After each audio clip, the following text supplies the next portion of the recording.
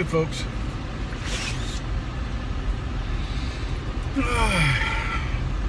You know, back in the days when I was doing asset management and financial planning, there was a thought or a system or an idea that one person's good is another person's bad. So inversely, another person's bad is another person's good. So we've been getting a lot of really severe storms. I mean, a lot more than I remember from when I was a kid. And it seems that the weather that we're getting is either severe or not, or wonderful.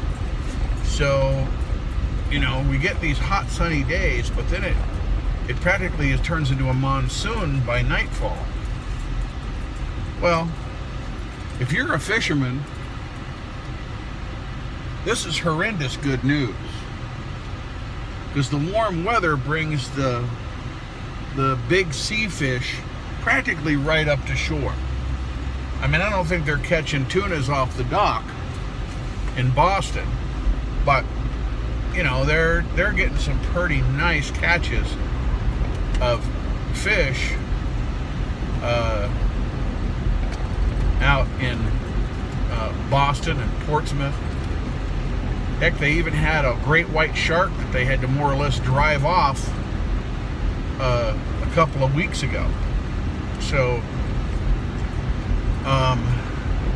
if you're into oceanography or fishing, this is a good turn of events. However, since the rest of us have to live on land, and hopefully drier land than the water, this is a little bit severe.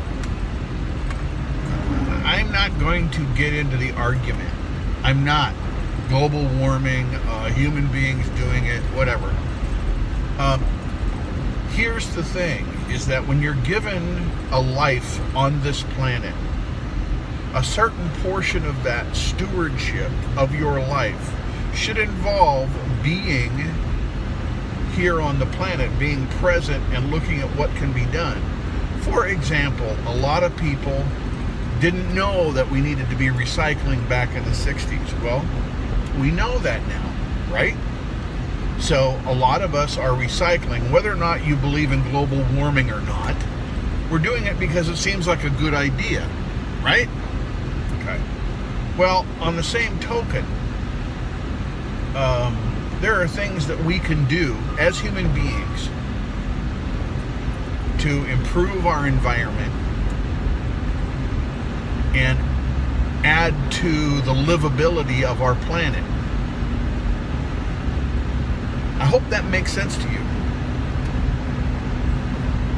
because in the process of running for president, I'm going to be talking about this, and I will be offering more information. But I mean, for example, our country has had the hell beat out of it by Mother Nature for storms and fires and other things around the country. That's because we're not doing the other stuff.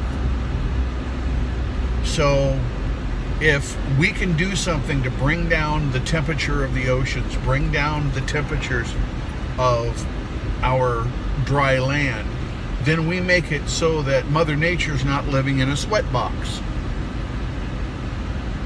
Anybody here like to live in a sweat box? No, I didn't think so. So you have an opportunity to do something about this. And on my website, which is, you get to it by typing in restoreanation.com, I have some ideas.